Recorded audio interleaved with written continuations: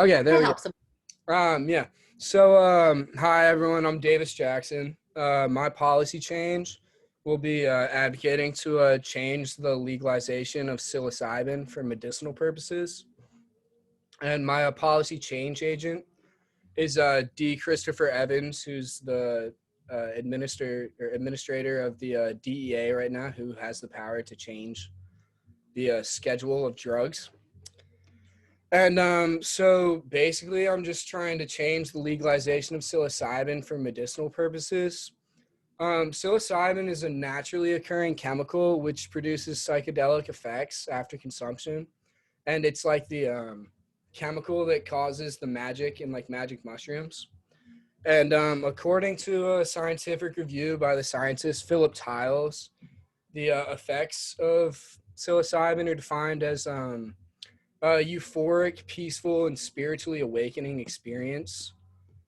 So psilocybin has been illegal since the Convention of Psychotropic Substances of 1971, in which the UN Schedule One the drug, despite its numerous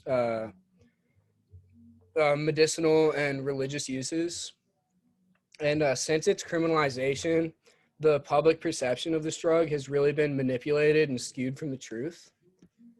So, according to a study conducted by Peter Hendricks, the professor at the UAB School of Public Health, while more than 64% of adults believe that the drug causes adverse physical effects, there's actually no scientific data to back this fact. And in fact, there was only 3% of Americans who knew that the drug actually had positive mental health effects. And the misinformation about this drug has caused a lot of Americans to create like a sort of stigmatism towards the drug, in which they sort of judge it as harmful and bad without any firsthand experience. And the vast majority of Americans have been led to believe that this drug is like harmful and scary when it can actually be a solution to a majority of their problems. And it's later explained as psilocybin has been found to have profound mental health benefits and greatly benefit the lives of people who have been left behind from conventional methods. But this is prevented by its classification as an illegal substance.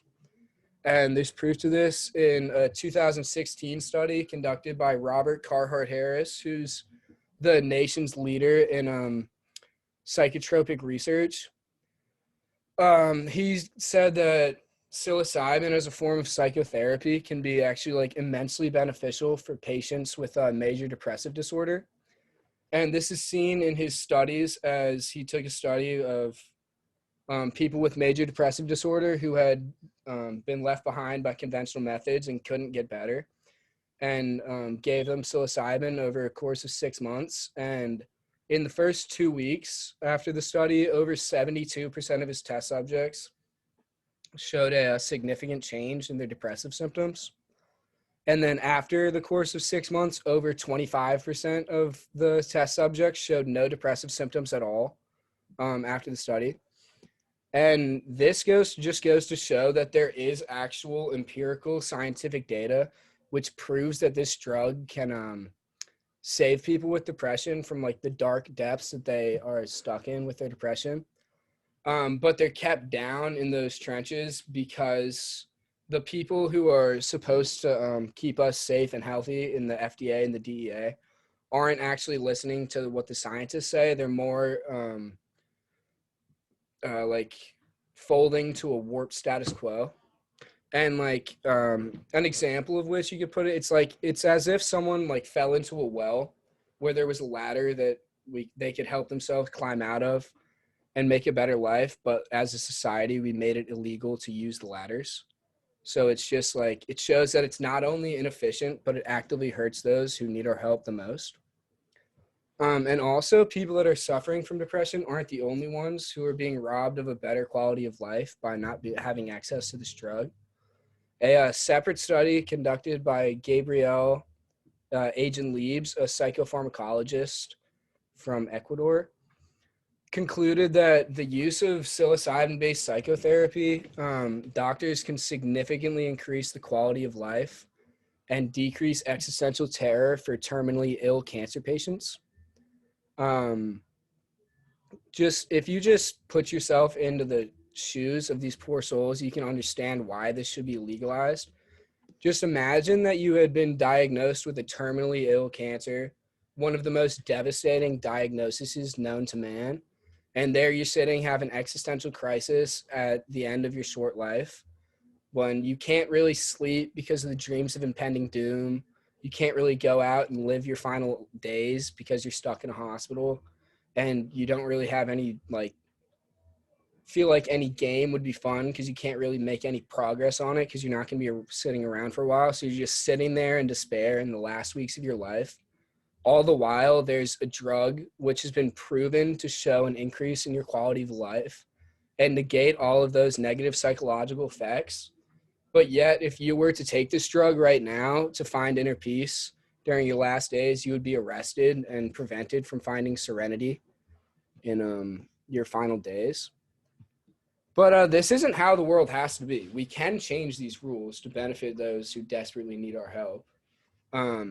By simply changing the classification of this drug or hopefully legalizing it, but by simply changing the classification of this harmless, non-addictive, and natural chemical, we can expand research into this drug and help millions of Americans and really people around the world who need it the most. And changing psilocybin from a Schedule 1 drug to a Schedule 5 drug would open it to pharmaceutical markets and would remove a lot of roadblocks which are currently in the way of scientists' research of the drug. We already know of the many mental health benefits right now from the limited research that we have on it. So you can only imagine how much more we could find about this drug if we gave full scientific access to scientists and they could use this drug in different situations to discover how it can really benefit all the people that really need it. And I now ask you to help us create a beneficial change for millions of Americans by changing the scheduling of a drug that scientists have long known to be beneficial. And that's any questions about the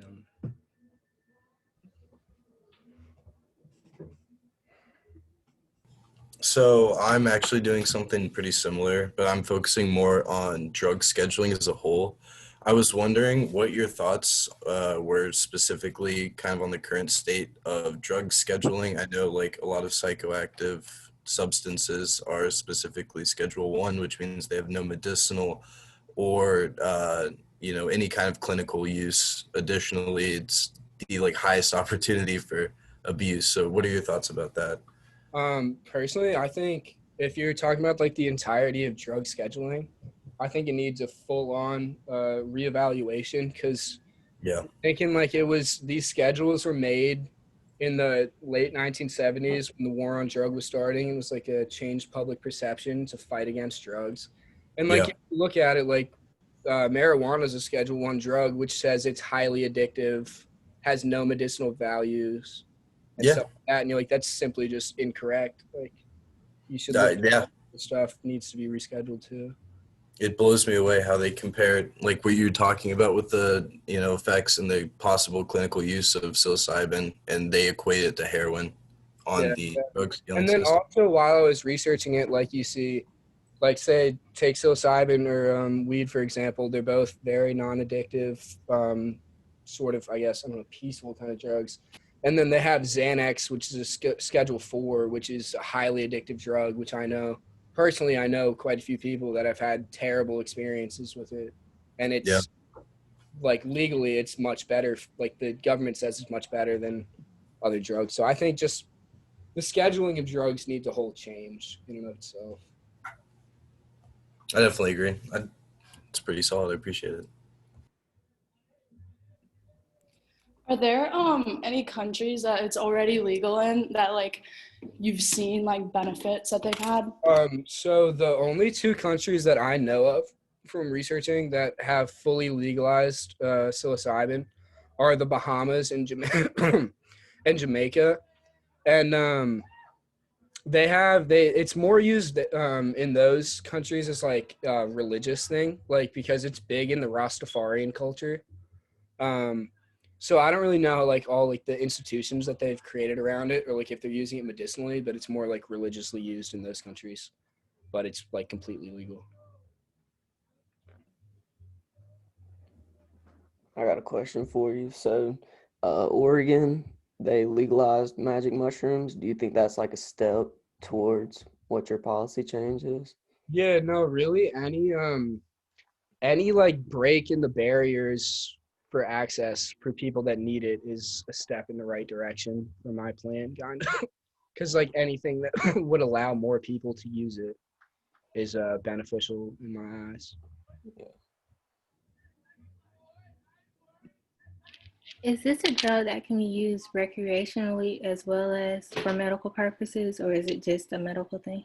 Well, it's definitely. I mean, its main use nowadays is recreational use because of the profound like effects and like nice effects that it has. So it could be used recreationally because there are actually no physical adverse effects of it. So it could be used for either.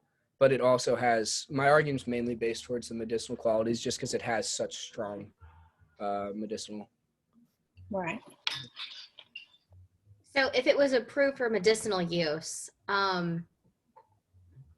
would that, like if someone had used it for a medical purpose and then gone to jail, would you say it should be fair to reevaluate their case? Or Yeah, I would think if they were to change the scheduling and the legalization of the drug now, then they should reevaluate. I would think all people that previously have been arrested for the drug. I mean, and that's more I think just about any drug that becomes legal. Because if you think about it, like why is that person in jail if it's now legal to happen? Like it should reevaluate all the cases that have been found or like were decided before the change in the legalization. are there any other questions? I was actually curious. I didn't know if you'd found any research anywhere for, say, like on the off chance, hypothetically, it was legalized for, medical use. Do you think it would change like how it's administered, or do you think they would be just handing out, like stems of mushrooms to people and stuff? Well, I think if they really legalize it and like put it into the pharmaceutical industry, that they would find the most efficient way so that they'd like extract literally the chemical that causes it, and they you drop it on your tongue or something. I'm not really sure though, something because I feel like if it once it's allowed to be researched, then they'll find the best ways to do it. Yeah. Okay, I appreciate it. All right, is that all the questions? Sounds good. All right. Goodbye, everyone.